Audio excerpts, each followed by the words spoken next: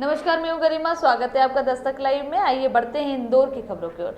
नगर निगम में आयोजित स्वाधीनता दिवस समारोह में निगम प्रशासक डॉक्टर पवन कुमार शर्मा ने ध्वजारोहण किया। इस मौके पर निगम आयुक्त श्रीमती प्रतिभा पाल, अपर आयुक्त Shrimati Bhavya Mittal, smart city CEO Rishabh Gupta, Sandeep Soni, Rajneesh Kasera और अन्य अधिकारी कर्मचारी मौजूद थे।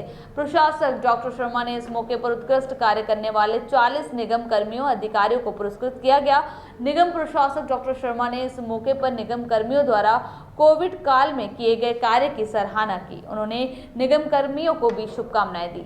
जन गण मन अधिनायक जय हे भारत भाग्य विधाता। पंजाब सिंध गुजरात मराठा द्राविड़ उत्कल बंग विंध्य हिमाचल यमुना गंगा उच्छल जलधि तरंग तव शुभ आशीष मांगे गाहे तव जय नायक जय हे भारत भाग्य विधाता। जय हे जय जय जय जय हे। भारत माता की, भारत माता की वंदे।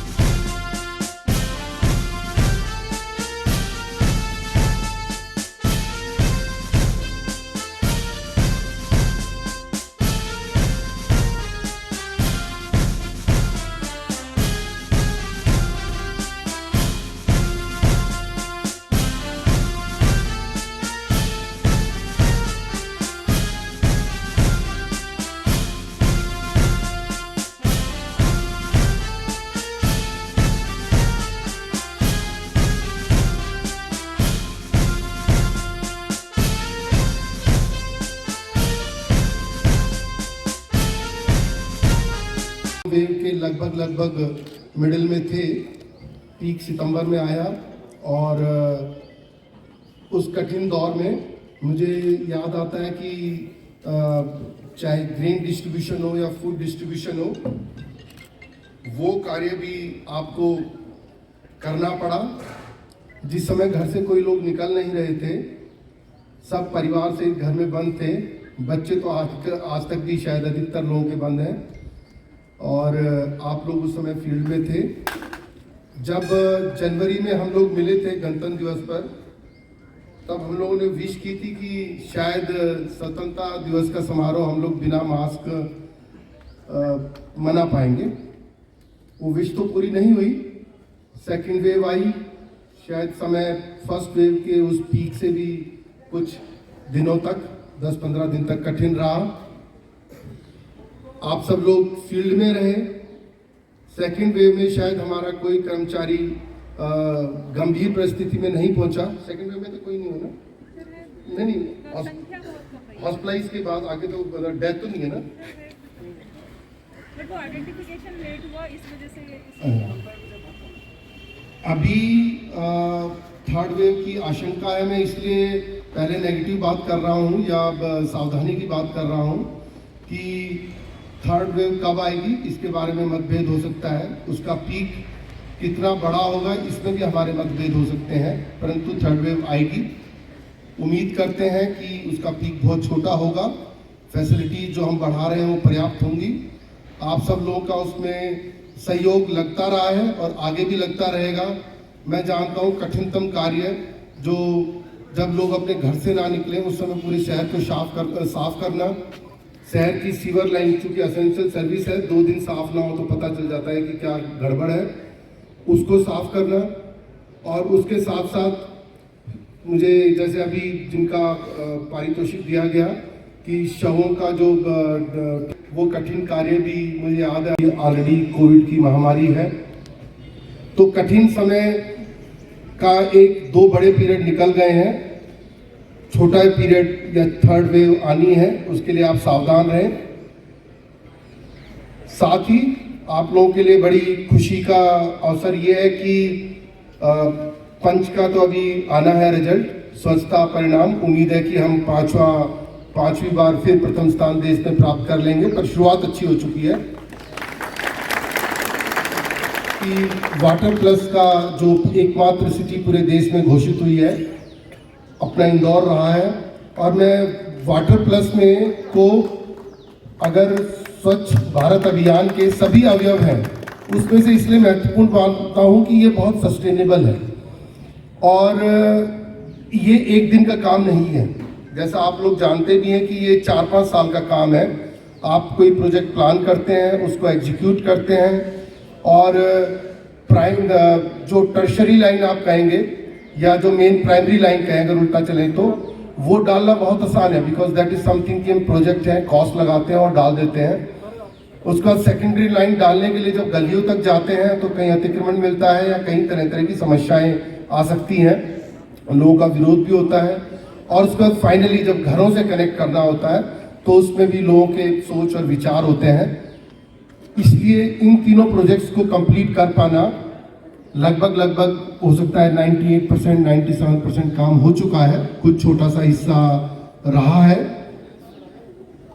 ये इसलिए बहुत बड़ी बात है, इसके बहुत सारे अगर हम परिणाम देखते हैं तो हो सकता है कि शहर में बीमारियां कम हो, क्योंकि अगर गंदा पानी बहेगा ही नहीं, चाहे वो नालों से हो या सीवरेज से हो, तो बीमारियां भी कम होंगी। मुझे ऐसा लगता है कि प्रॉपर्टी के दाम भी बढ़ने चाहिए और जो लोग उन नालों के पास रहते थे, जैसे हम लोग भी स्वयं गए, बिल्कुल कुछ घर नालों से लगे रहते। और क्रिकेट तो आप लोगों ने खेला ही, हम लोग भी खेलने गए थे लास्ट ईयर, जब वो जगह बाहर निकली जो सो कॉल्ड नाला था, पूरे देश में उसको भी सराहना मिली कि अब नालों में क्रिकेट भी होंगे, उसका दंगल भी हुआ, कबड्डी भी हुई, तो जमीन भी बाहर आएगी, सरकारी बहुत सी जमीन बाहर आएगी जिसको हम अन्य चीज़ों में उपयोग कर सकते हैं और लोगों को भी अच्छा लगेगा कि जिनके घर के पीछे खिड़की के पीछे नाला था अब उनके घर के पीछे पार्क है। मैं इस बहुत बड़ी सफलता के लिए अपने पूरे नगर निगम के कमिश्नर से लेके अंतिम व्यक्ति तक आप सब लोगों को बहुत बहुत बधाई देता हूँ। अभी लेते हैं एक छोटा सा ब्रेक, बाकी सारी खबरों के लिए बने रहिए दस्तक लाइव के साथ। नमस्कार। सभी देशवासियों को स्वतंत्रता दिवस की हार्दिक शुभकामनाएं। सौजन्य से अंसाफ अंसारी, पूर्व पार्षद, इंदौर। दस्तक लाइव चैनल के माध्यम से पूरे इंदौर शहर वासियों को, प्रदेशवासियों को 15 अगस्त की हार्दिक शुभकामनाएं। सभी से मैं गुजारिश करूंगा कि जिस तरह से प्रशासन ने कोविड चल रहा है उस हिसाब से प्रशासन ने जो दिशा निर्देश दिए हैं उसके अनुसार अपन ये राष्ट्रीय पर्व बनाएं और उसको ज़्यादा खुशी और अच्छे से बनाएं। अपने घरों में रहकर सोशल डिस्टेंसिंग से इसका अपन नियमों का पालन करते हुए राष्ट्रीय पर्व बनाएं। आपको पुनः एक बार फिर 15 अगस्त की बहुत बहुत मुबारकबाद।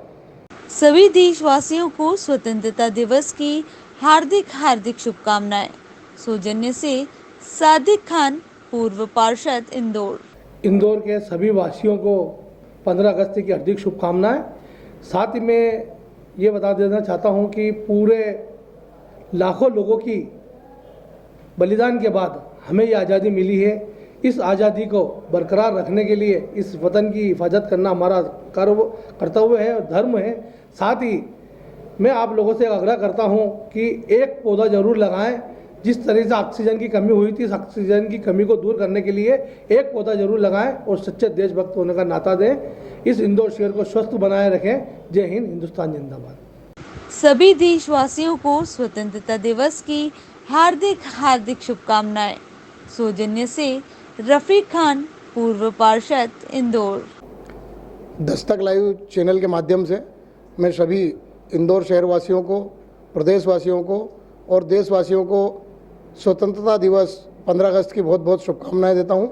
और जिस तरीके से कई हमारे शहीदों ने इस देश के लिए कुर्बानी दी है, जिस तरीके से कुर्बानी देने के बाद, शहीद होने के बाद इस देश को आज़ादी मिली है, उसी को फलस्वरूप हम इस आज़ादी महोत्सव मनाते हैं।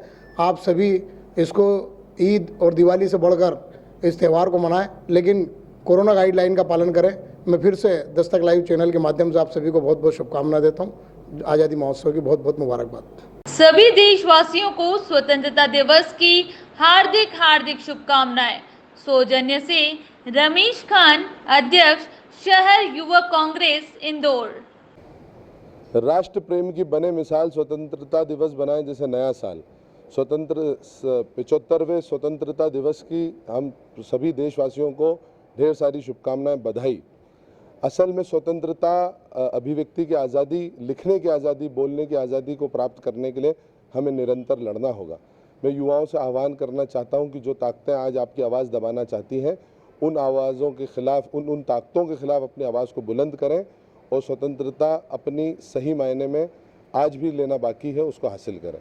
रमीज़ खान, इंदौर यूथ कांग्रेस अध्यक्ष।